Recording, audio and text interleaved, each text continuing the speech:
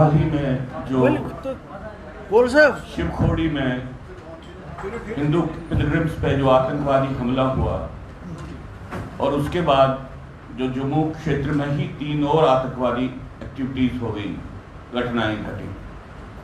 ये सारी घटनाएं मानवता के खिलाफ तो जघन्य अपराध है ही। नई सरकार बनने के बाद नई सरकार के सामने जम्मू कश्मीर की जो सिचुएशन है, वस्तुस्थिति है, उसका भी एक प्रमाण है। भारत सरकार ये कहने का प्रयत्न करती है कि वो अब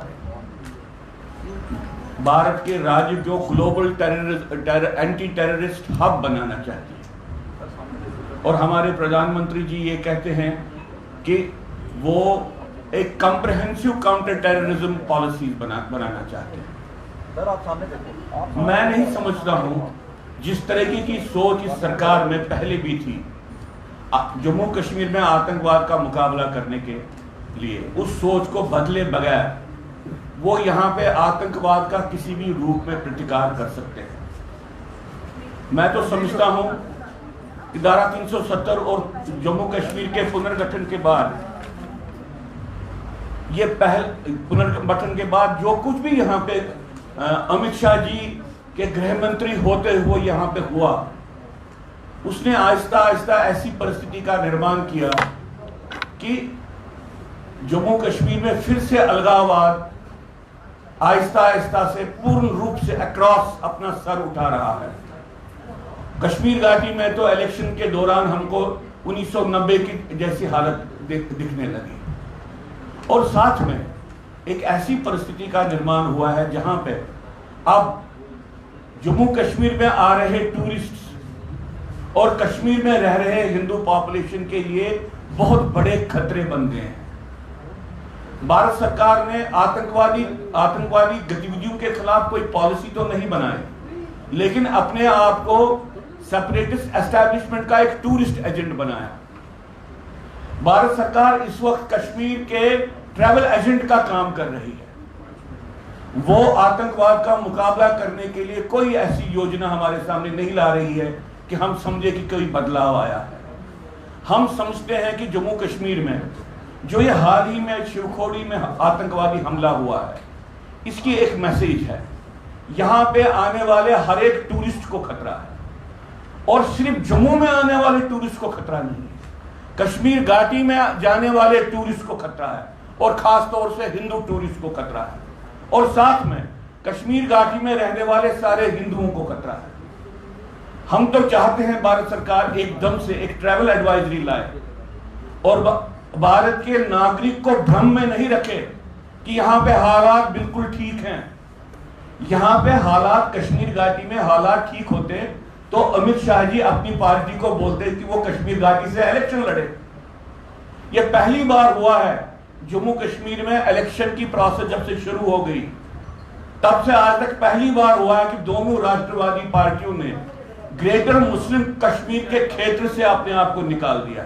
वहां पे उन्होंने कंटेस्टेशन नहीं की और एक तरीके से डिक्सन फार्मूला को मान्यता दी, ग्रेटर मुस्लिम कश्मीर को एक मान्यता दे दी जिसको यहां के लोग कभी मानते नहीं थे, जिन्होंने हमेशा इस कॉन्सेप्ट का विरोध किया था।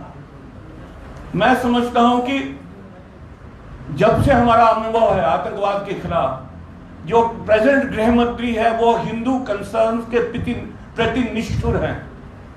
सबसे ज्यादा जम्मू कश्मीर में हिंदू कंसर्न के प्रति निष्ठुर है। चूंकि आतंकवाद का डायरेक्ट हमला हिंदुओं पे है, वो इस बात को मानते नहीं है। वो इस बात को नहीं मानते हैं कि जम्मू कश्मीर में एक जीनोसाइडल लड़ाई चल रही है हिंदू के खिलाफ। वो हिंदुओं को यरगमाल रख रहे हैं उस राजनीतिक तंत्र के जो राजनीतिक तंत्र यहां पे आतंकवाद चला रहा है। इसलिए सबसे निष्ठुर, इनसेंसिटिव, संवेदन शून्य अगर कोई हमको अभी तक होम मिनिस्टर लगे हिंदू कंसर्न्स के प्रति, वो हमको अमित शाह जी लगे। मैं ये बात बिल्कुल समझ के सोच के आपको कह रहा हूं कि अगर ये पॉलिसी नहीं हटी, हम आगे आने वाले समय में कश्मीर घाटी में और जम्मू में अगर कोई भी हिंदू मरता है आतंकवादी गतिविधियों के तहत, उसकी जिम्मेवारी डायरेक्टली अमित शाह की है, क्योंकि वो एक भ्रम पैदा कर रहे हैं कि वो ये लड़ाई जीत चुके हैं। जो जम्मू में हुआ वो कश्मीर में आतंकवाद की फ्रस्ट्रेशन नहीं है। हमको ये कहने की कोशिश की जा रही है कि कश्मीर घाटी में आतंकवाद के खिलाफ एक फ्रस्ट्रेशन है, वो कोई फ्रस्ट्रेशन नहीं है। वो इनको ये बता रहे हैं कि कश्मीर तो हमारा है ही, हम आपके जम्मू क्षेत्र में भी जहां भी चाहे वो आर्मी के खिलाफ हो, चाहे वो हिंदू के खिलाफ हो, चाहे पिलग्रिम्स के खिलाफ हो, हमला कर सकते हैं। और हमारी सरकार, मोदी जी और अमित शाह जी इस बात को सुनते ही नहीं है, इस बात का संज्ञान ही नहीं लेते हैं। और हमारे लिए लग रहा है कि ये जो ये प्रेजेंट सरकार है, ये चेन पहले से अभी तक ये हिंदू सिक्योरिटी कंसर्न्स के लेके विमुख है। इसलिए हम आज फिर से उनको कहते हैं कि भाई आपके पास दो बात, एक तो आप यहां पे जो आप ट्रैवल एजेंटी का काम करते हो ये बंद कर दो, आतंकवाद का मुकाबला करो, और आतंकवाद का मुकाबला करने के लिए आतंकवाद के स्वरूप को समझो। ये जीनोसाइडल है, ये जाति विध्वंस करना चाहता है, ये टोटलिटेरियन है, ये पूर्ण रूप से यहां पे हर एक विचार को खत्म करना चाहता है। और ये एक किस्म का एक युद्ध है, इस युद्ध का मुकाबला कीजिए।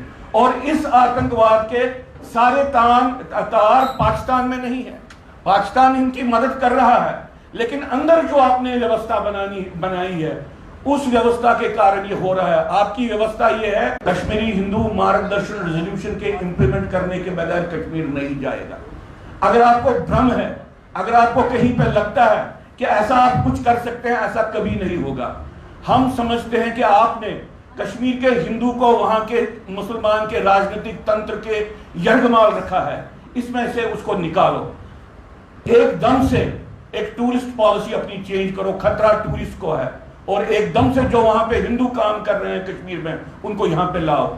ये दो काम अगर करते हैं, आप आतंकवाद को भी एक मैसेज देते हैं और आप अपने नागरिकों को भी एक मैसेज देते हैं। ये कहते मैं अपनी बात को समाप्त करता हूं। आपके प्रश्नों का मैं स्वागत करता हूं। अजय जी, विस्थापन के 35 साल हो चुके हैं, क्या कश्मीरी माइग्रेंट्स 35 साल आने वाले और भी क्या विस्थापित नहीं रहेगा? देखिए, ये लड़ाई जियोपॉलिटिकल लड़ाइयां हैं, बड़ी लड़ाइयां हैं। ये तो डिपेंड करता है, अगर भारत सरकार कल को कहे कि हम मार्गदर्शन रेजोल्यूशन का इंप्लीमेंट करें तो अगले टाइम में, अगले महीनों में तो रिटर्न की पॉलिसी शुरू हो सकती है। लेकिन भारत सरकार हमको बोल रही है आपको मुस्लिम राजनीतिक कम्युनल तंत्र के यरगमाल रहना है, उसके स्लेव रहना है, और भारत सरकार हमको कहती है कि यही सेक्युलरिज्म है। हम इस बात को नहीं मानते।